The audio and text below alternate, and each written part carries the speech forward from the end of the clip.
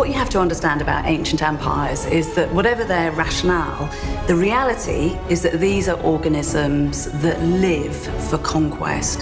These are organisms for whom tax collection and expansion really is their oxygen. These are the things that feed the lifeblood of the empire. Without these two, without continuing to expand your territories and therefore increasing the amount of loot in your coffers, empires begin to wither and die. The Roman Empire is exactly like all ancient empires. It stands and falls by its ability to conquer new territories. But in 9 AD, Roman invincibility took a severe beating.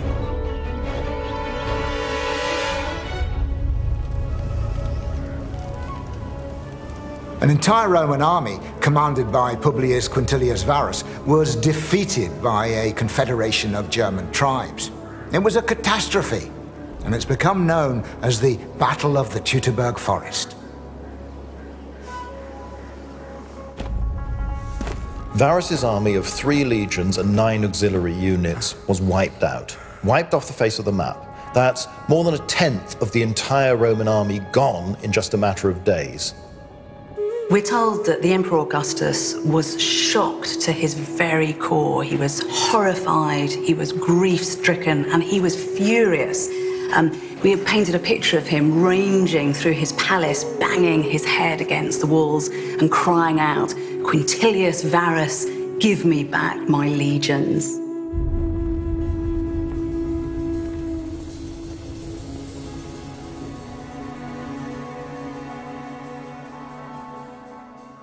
20 years before the defeat in the Teutoburger Forest, Augustus had already begun to deploy legions in the area. It was an area known then as Germania Magna.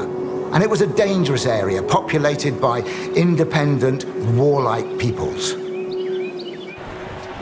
Augustus had come to power by winning a civil war and defeating Mark Antony, but he needed clean glory. He needed to be killing genuine foreign enemies rather than fellow Roman citizens.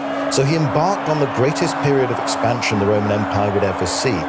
So they now occupy much of modern-day Turkey, the Middle East, North Africa, Hispania. They go right up to Switzerland, through Central Europe. But there's this infuriating problem, and that is the province of Germania. Augustus can't take the risk, the strategic risk, that turning to the east and fighting the Parthians will open up Rome to attack by Germans. The man chosen to command the army and to control and to suppress the Germanic tribes is called Publius Quintilius Varus. Varus was trusted, but not one of the very best. He was the sort of second most reliable commander around. Actually, probably the character to watch in this campaign is somebody called Arminius. Arminius was from one of the royal families of the Cherusci tribe, so he was a German aristocrat, a German prince, but he was also a Roman citizen. Arminius' job within Varus's army was to lead the auxiliary cavalry, and this is a really prominent, really potent position to be in. Romans brought in auxiliaries in order to provide capabilities that Romans themselves could not fulfill. Overall, the army was at least 50% non-Roman citizen, 50% auxiliaries. They provided the vast majority of the army's cavalry, and they provided troops like archers, slingers, men who were specialist troops. It's clear that Varus trusted Arminius, counted him as a friend, perhaps in a slightly patronizing way, but Arminius had dined at Varus's table on frequent occasions.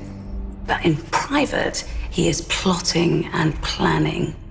He wants to steal back from Rome his homeland, Germania.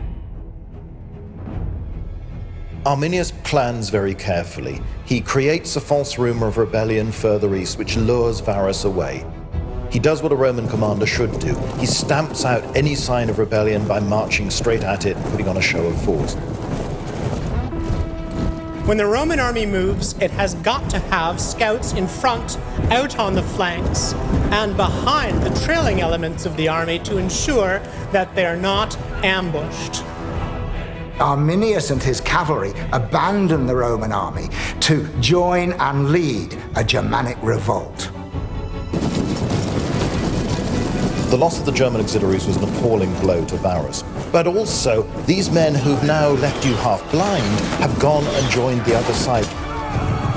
For the Germans, cavalry were the perfect troops to spearhead an ambush. On the battlefield against dense infantry formations, they have limited ability. But when a column is strung out on the march, then cavalry with speed and surprise can strike quickly and punch holes in the line, leaving isolated pockets of men for other marauders to come down and mop them up.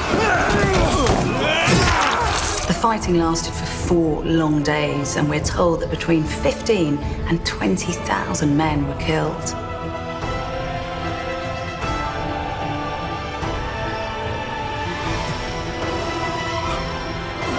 Varus didn't behave like a proper Roman aristocrat. He gave in. Mentally, he collapsed. Perhaps he felt so betrayed by Arminius, this close friend of his who'd now turned enemy, that he gave up. And Varus took his own life early on in the days of battle. So Varus had lost, and that means that Rome had suffered one of the greatest defeats in its history. In the aftermath of the battle, you really feel the heat of the fury of these tribes against their would-be invaders, and the reprisals are simply brutal.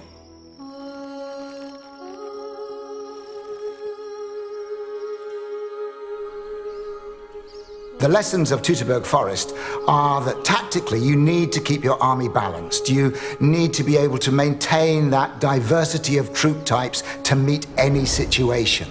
Strategically, you need to make sure that if you're expanding your empire, you can support it to the front line of the borders.